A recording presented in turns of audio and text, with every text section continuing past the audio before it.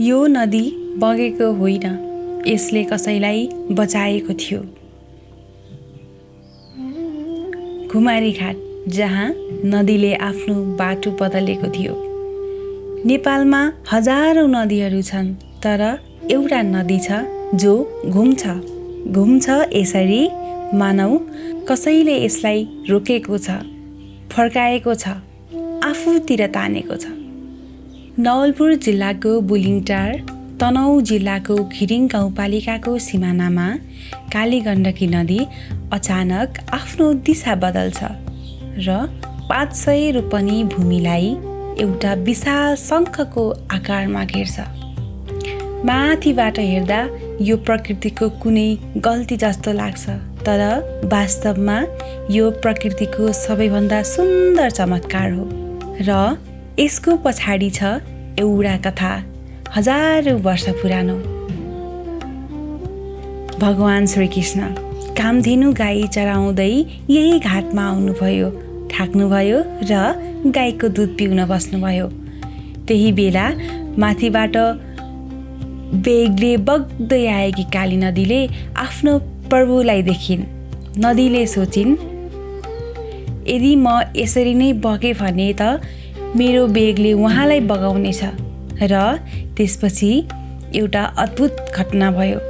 नदी घुमिन्, आफ्नै बेग विरुद्ध उभिन् र भगवान श्रीकृष्णलाई बचाउँदै यही शङ्ख आकारमा फर्किन थालिन्।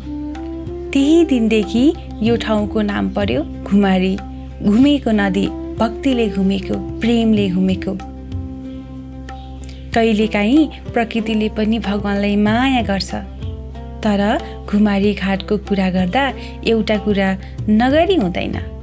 यो काली गण्डकी नदी केवल पानी बोक्दैन, यसले बोकेको छ संसारको सबभन्दा पवित्र पत्थर, नाम हो शालिग्राम। र त्यो पत्थर सम्पूर्ण पृथ्वीमा एकमात्र यही नदीमा पाइन्छ, अरू कहीँ छैन, कतै पनि छैन। हिन्दू धर्मशास्त्रहरू भन्छन् भगवान विष्णु यही नदीमा पत्थरको रूपमा बस्नुहुन्छ। शालिग्राम भनेको विष्णुको साक्षात् जीवित स्वरूप हो, मूर्ति होइन, स्वयं भगवान। विष्णु पुराण भन्छ शालिग्रामको एक पटकको दर्शनले 1000 राजसूय यज्ञको फल मिल्छ। एकादशी व्रत होस्, सत्यनारायण पूजा होस्, श्राद्ध वा पितृको कार्य होस्, शालिग्राम बिना यी सबै कार्य अपुरा छ। वैज्ञानिकहरू के भन्छन्? यो पत्थर करोडौं वर्ष पुरानो जुरासिक युगका सामुद्रिक जीवहरूको जीवाश्म हो। कुनै समय यो हिमाल समुद्रको तल थियो। धर्म र विज्ञान दुवैले एउटा कुरा भन्छन्, यो पत्थर असाधारण छ।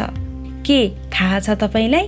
भारतको अयोध्यामा नयाँ राम मन्दिरमा विराजमान भगवान रामको मूर्ति यही काली गण्डकीको शालिग्रामबाट बनाइएको हो।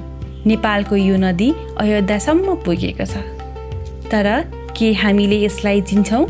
घुमरी घाट, जहाँ श्रीकृष्णले दुध पिउनु भयो, जहाँ नदीले भगवानलाई बचाएको थियो, जहाँ संसारकै पवित्र शालिग्राम बग्छन्, त्यो ठाउँ आज सुनसान छ।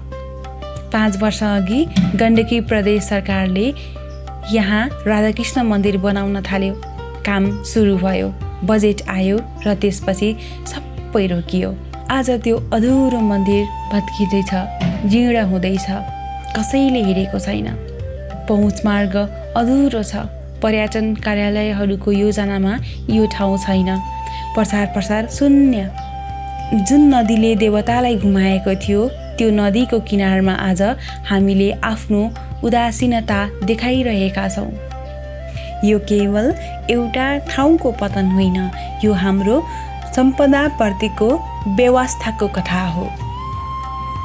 नेपालमा यस्ता 1000 ठाउँ छन् जसको कथा कसैले सुनाएको छैन, जसको सौन्दर्य कसैले देखाएको छैन, जसको पहिचान हराउँदैछ बिस्तारै। नदेखेको नेपालको यात्रा यिनै ठाउँहरूलाई जगाउनका लागि हो। म हुँ सेनोरिटा। घुमारी घाट, यसलाई माया गरौँ, यसको कथा फैलाऊँ। यहाँ एकपटक जाउँ, किनकि यो केवल एउटा घाट होइन, यो त्यो ठाउँ हो जहाँ नदीले एकपटक भगवानलाई बचाएको थियो र आज यो ठाउँलाई बचाउने पालो हाम्रो हो। यो भिडियो मन परेको छ भने एकपटक सेयर गर्नुहोस्, यसको कथा फैलाउनुहोस् र नदेखेको नेपाललाई सब्स्क्राइब गर्नुहोस्, किनकि यस्ता थप रहस्यहरू तपाईको पर्खाइमा छन्। कथा हाम्रो, यात्रा तपाईको।